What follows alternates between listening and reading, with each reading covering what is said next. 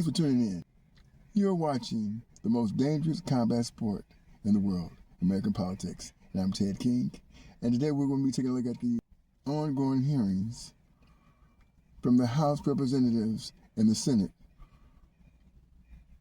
on the Kash Patel handling of both the Charlie Kirk killing and the Epstein files. Thank you, Mr. Chairman. Mr. Patel, during your confirmation hearing, you made several important commitments. For instance, you told Senator Coons there will be no politicization at the FBI. There'll be no retributive actions taken by any FBI should I be confirmed as FBI director. So let me ask you very specifically, did you ever take any action to terminate or discipline an FBI agent or employee in whole or in part as retribution for being part of an investigation of Donald Trump or January 6th? No. You also committed, you assured Senator Blumenthal, all FBI employees will be protected against political retribution. So you're testifying today that you played no role in the firing of even a single FBI agent for political retribution. None for political retribution. And if any FBI agent said you did, they would be lying. Is that your testimony?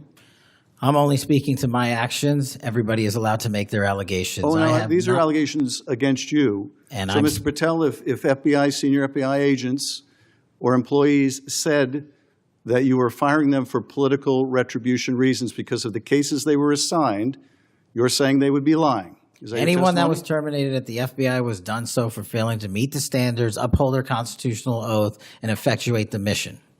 Well, by meet the standards, are you talking about meet the standards of protecting the president under any circumstance? No.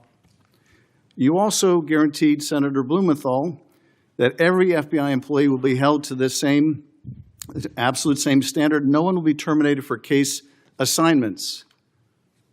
Are you testifying today that you never terminated anyone at the FBI in whole or in part because of a prior case assignment? No one at the FBI is terminated for case assignments alone. Well, I'm asking about you, Mr. Patel.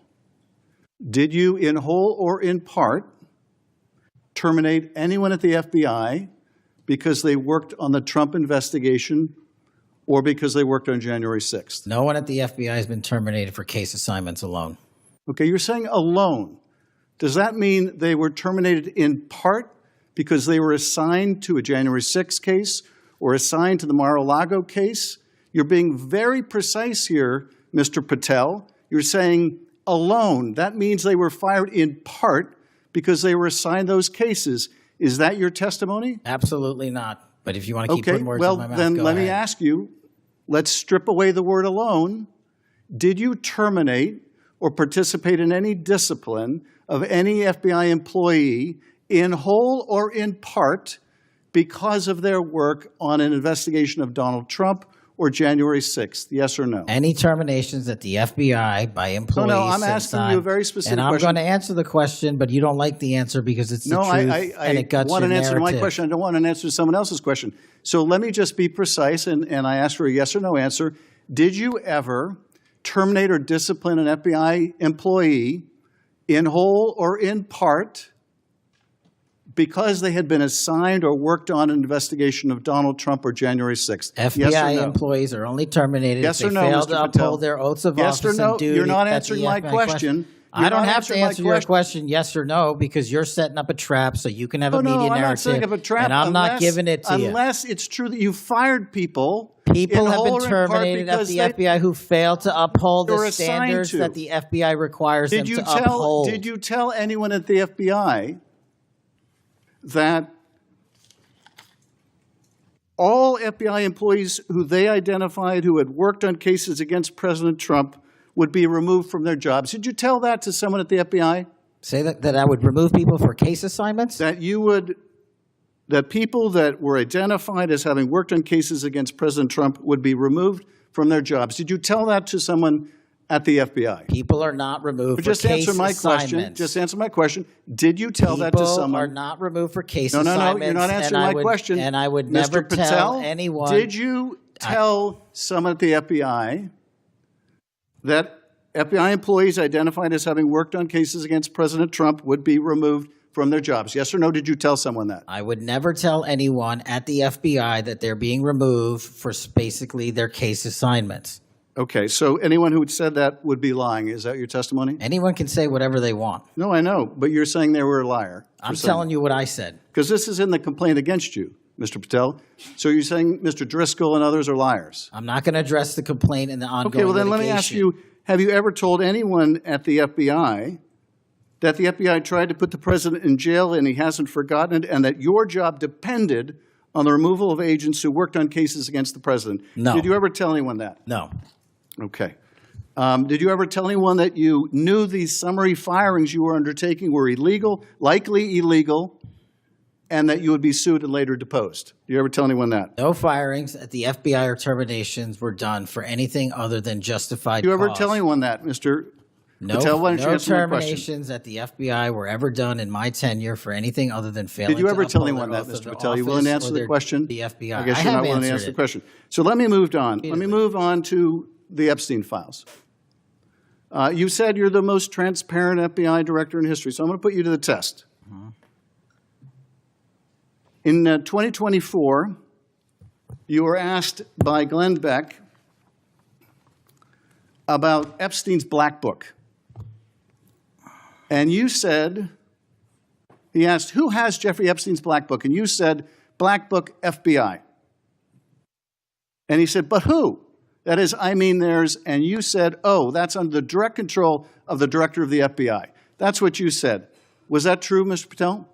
I'll rely on you quoting it accurately. I did that a couple Was of it years true ago. what you represented to Mr. Beck and the president's supporters out there, or were you lying? No, Was it true that the Black Book, Epstein's Black Book, was in the possession of the FBI director? The Black Book was in the possession of the FBI. Okay, so now that you're the FBI director, you have possession of the Black Book, right? That index has been released. So you have Jeffrey Epstein's Black Book? What is known as Jeffrey Epstein's Black Book has been released by us. And you released it. And let me follow up on Senator Kennedy's question, because he asked you, and I'll be very precise here.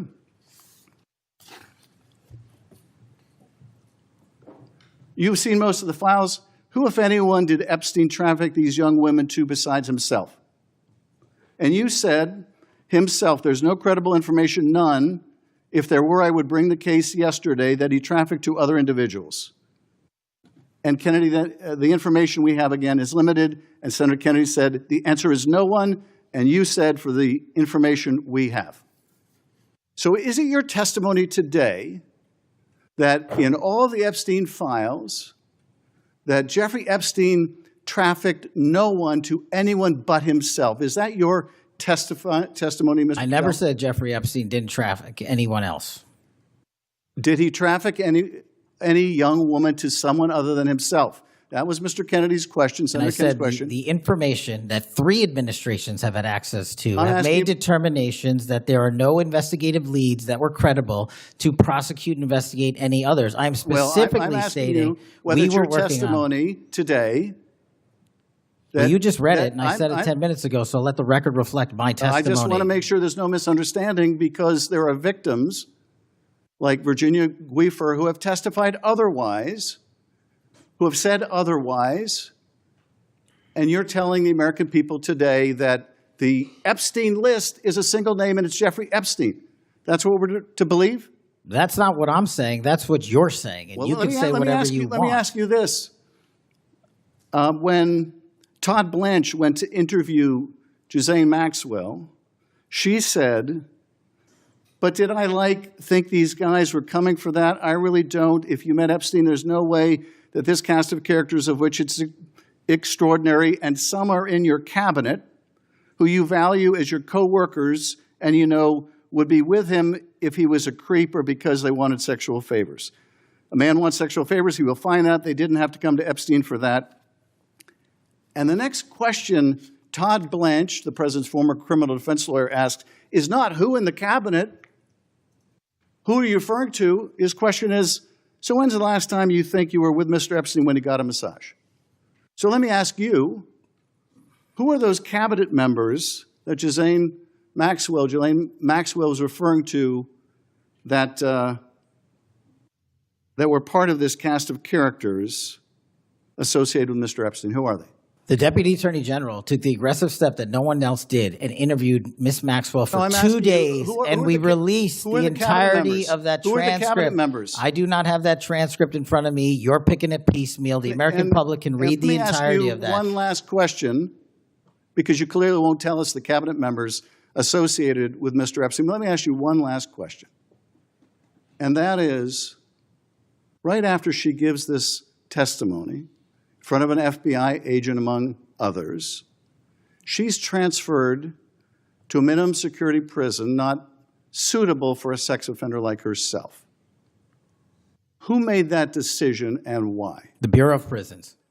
The Bureau of Decisions made it in Prisons. the Bureau of Prisons decided on their own, without any consultation with Blanche or anyone else, that they were going to suddenly, after this interview, completely unrelated to this interview, completely unrelated to anything she said, move her to a prison not suitable for a sex offender. You want the American people to believe that?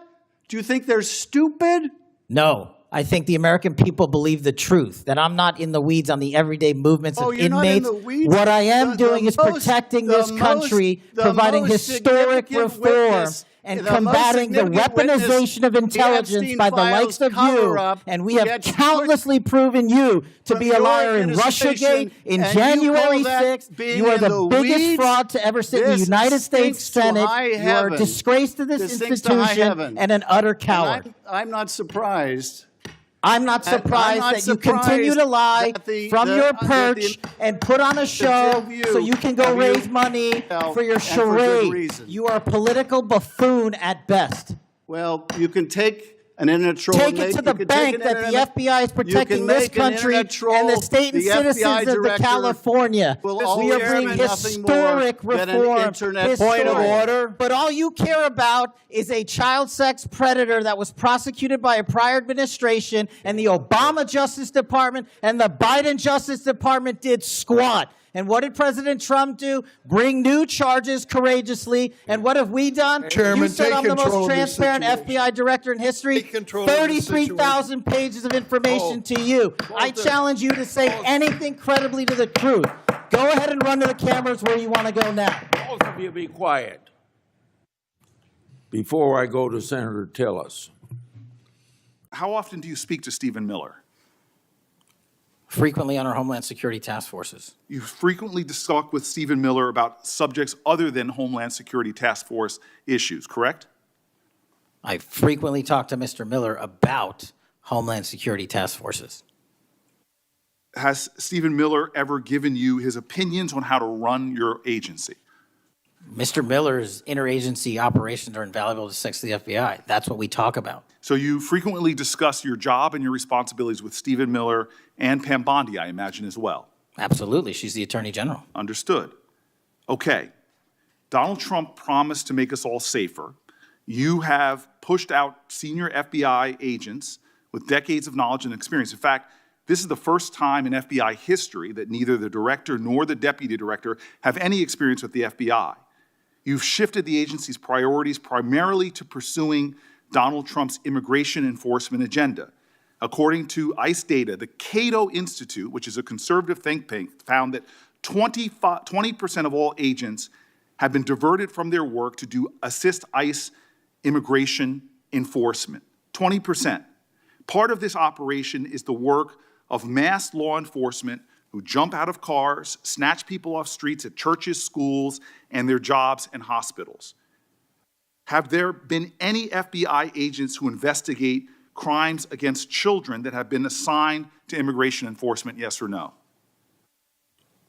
The premise of what you say is entirely Have there been false. any FBI agents who investigate foreign domestic terrorism? You don't get to say America is not safer under this I leadership. am not saying America that. is You're safer making because of the work of the FBI. You're making a presumption of premise. 4,700 children. Sir, we have seized you have- 6,000 weapons and you are not 23,000 violent denying felons have that been FBI arrested. agents who investigate human trafficking have been reassigned to immigration enforcement. You are not denying that FBI agents who are on the task force that fight against Russian oligarchs have not been reassigned. Public Corrections Squad reassigned. People who defend us defend children, reassigned. You're not denying that. I've seen you FBI time and agents time don't again get reassigned. attack my colleagues' premises of questions as a way to not answer the question. So let me end with this. I believe you have made our country weaker and less safe. I believe that we are more vulnerable to a major event, and I pray to God it doesn't happen. You've gutted the Bureau of Institutional Knowledge and Expertise. You fired or pushed out seasoned FBI officials, many with more than 20 years of experience, and were working on cases that were critical. You've been purging thousands of serious law enforcement officials who spent their careers keeping us safe, only to lower hiring standards in order to find anyone to replace them. And shockingly, you admitted in this hearing to Senator Coons that it would take 14 years to fill the vacancies at your agency. Many are the result of your purge. 20% of FBI agents are doing low-level immigration enforcement instead of their mission-critical work. You've disbanded entire task forces that stop election interference, foreign influence, public corruption. And who benefits from this? Well, corrupt people benefit from it. Criminals benefit from it. Vladimir Putin benefits from it. And it really makes me wonder who you're looking out for. It makes me think we can't trust you as a nation. You swear to release the Epstein files, but now you're withholding the Epstein files. You claim that you have a suspect in a serious assassination. Whoops, then you don't have a suspect.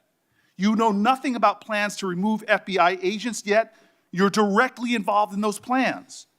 In the words of an ex-FBI official, you are overseeing, and I quote, generational destruction of the nation's premier law enforcement agency. Mr. Patel, in just 8 months, you have assaulted the institutional integrity of the FBI. But I know FBI field agents. I've worked with them in Newark. No matter how truly bad you are, you can't undermine the legacy of agents who fight every day to keep us safe, but you can tarnish the integrity of the agency and undermine the agency's capacity.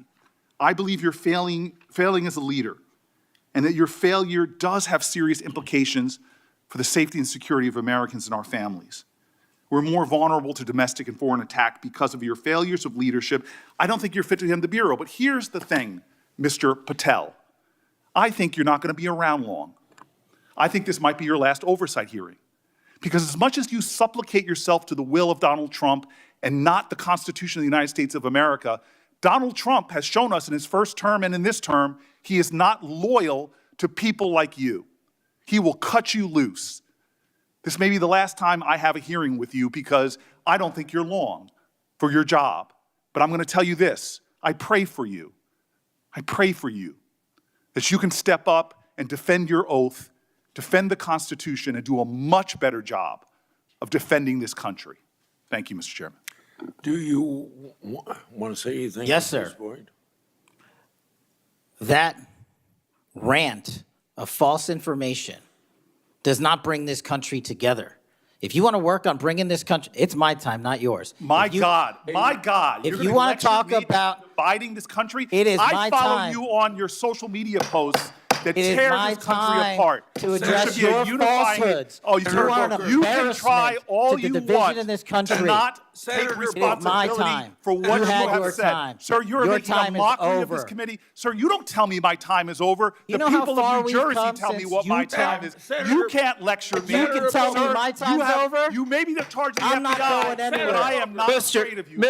Mr. Chairman, Not afraid of you. Mr. Chairman, point of order. Senator Booker, I announced at the beginning of this meeting that this back and forth, talking over each other, doesn't work. And I said if that happened, I asked Patel not to respond, and I was going to give him some time after the senator's time was up to respond. And he has the privilege to do that uninterrupted. Mr. So Chairman, go- one point of Go order. ahead, Mr. I've Patel. watched him talk over us, and you've never once criticized him for us not even being able to get our questions out. Well, He has been rude and- and disrespectful to senator after senator. And when the senators were not giving him a chance to answer, I didn't stop the senator either. Go ahead, Senator. Thank you, Mr. Chairman. If the FBI, under my 7-month leadership, were failing this administration in this country, why do we have 23,000 violent felons arrested this year alone? A a double increase from that time last year. Why is it that we have seized 6,000 weapons? Why have we found 1,500 child predators and arrested them? Why have we 300 human traffickers in jail? Why have we found and identified 4,700 children? Why have we seized 1,600 kilograms of fentanyl, enough to kill a third of the American public, a 25% increase alone from last year? 88,000 kilograms of cocaine seized, 7,000 kilograms of meth seized, and that's just on our criminal operations in summer heat. How is it possible that we are taking 8 kilograms off the streets of the cities in New Jersey and preventing the deaths of 607,000 people this year alone, a failure of the FBI and my leadership? How is it that we have counterintelligence arrests already this year exceeding the numbers from the entirety of last year? 33% increase in PRC, 83% in Russia, 60% in the CI space as it relates to Iran, and we haven't even talked about CT, the southern border, the northern border. Man, there has been so much today, and I truly don't know where to start. So I'm just gonna make sure that we start off with a few facts. So a couple of facts that we need to make clear for everyone is that, number one, Director Christopher Wray, when he was appointed to be the head of the FBI, was appointed by Donald Trump. Now, I will agree that I definitely take issue with a number of decisions that Donald Trump makes, especially when it comes to the people that he decides to appoint to very important positions, including this one, because I did have to make sure that I wasn't going crazy. But when I say that you are the least qualified FBI director in the history of the FBI, that is real, because you are the only one that never even served with the FBI prior to joining, yet we are supposed to believe that That's you are false. the greatest thing since sliced bread. I didn't ask you a question. Now, what I want to go false. through is to talk about why you are a failure and why, honestly, we just need to tell you bye-bye. I know that you got a little upset and you put on your show for your boss because it seems like you're trying to save your job when it came to talking to Senator Booker yesterday. But let's go through some of your failures. So before you were even confirmed, and I think one of my colleague from Georgia, pointed out that you are already targeting career officials so that you could direct illegal firings. Mind you, these cases that you were so upset about, which are the ones tied to Trump, the cases came through his handpicked FBI director. And frankly, when people sit around and say things like, oh, you know, we're happy because now we feel safe. I don't know who feels safe in this country except for the white supremacists, because I specifically as a black woman definitely don't feel safe. And frankly, my colleagues have been real nice to you today, and I applaud them, but I don't have the same demeanor because I know that multiple colleagues on this side of the aisle have faced death threats. In fact, somebody tried to kill one of my colleagues. And frankly, I don't know if this FBI or under your leadership, if those people would have been caught. I don't have any confidence in you. And if we start talking about the reasons that I lack confidence, we could start with you not just wanting to acknowledge some simple facts. Simple facts like the vast majority of the threats are coming from right-wing extremism. And I know my colleagues have tried to stress this, but I decided that I would maybe do it in a different way. Number one, I have a couple of UCs. Kim Buck, one of multiple Republicans receiving death threats for voting against Jim Jordan as House Speaker. Without objection. Another one, Republican lawmaker says she received death threats after voting against Jim Jordan in Speaker's race. Without objection. In addition, there was another one from another colleague who now is leaving Congress because they said that they were calling his wife anonymously and threatening her life to the extent that she ended up sleeping with a firearm. Without objection. Okay, so here's the deal. How are we supposed to have confidence when you're sitting up here telling the Senate yesterday that it will take you 14 years before you can get the FBI fully staffed to do their jobs? You're also now redirecting resources so that they can go and play ICE agents on the streets. You're getting rid of your most qualified people, and even when it came down to somebody that you consider to be a friend, you were posted up having some fancy dinner to the extent that you posted not only once, erroneously. You posted twice erroneously as it relates to catching somebody, and then you want to go and say, let me take a victory lap, because honestly, if it wasn't for parents deciding that they were going to turn in their child, it seems like y'all wouldn't have got there, even though he literally confessed online. So I'm confused about what it is that the FBI is doing, except for trying to put on a show for the apprentice, or whatever you want to call him. The day after all of this took place, there was domestic terrorism that was taking place at HBCUs. They were targeted. Yet I didn't hear anything from the FBI about what was going on. And again, black people kept saying, how did we end up in this? Because the numbers are so very clear that white supremacy is a problem. And honestly, I've not heard anything out of you today that makes me believe that you're going to do anything about the white supremacy problem, the one that is leading to children being killed, children being shot, as well as members of their community as they're worshiping in their churches. The time of the gentlelady has expired. If the gentleman would like to respond to any of that. Well, I mean, I'll respond. Kash Patel, as I said when I introduced him, public defender, former prosecutor, top staffer on the House Intelligence Committee, Deputy Director of National Intelligence with the National Security Council, Chief of Staff at the Department of Defense, and FBI Director. I think that's a pretty good resume for the guy who's now running the top law enforcement agency in our country. And we've seen all the stats that he's given to the committee on how much better they're doing at getting the bad guys than the previous guy was doing.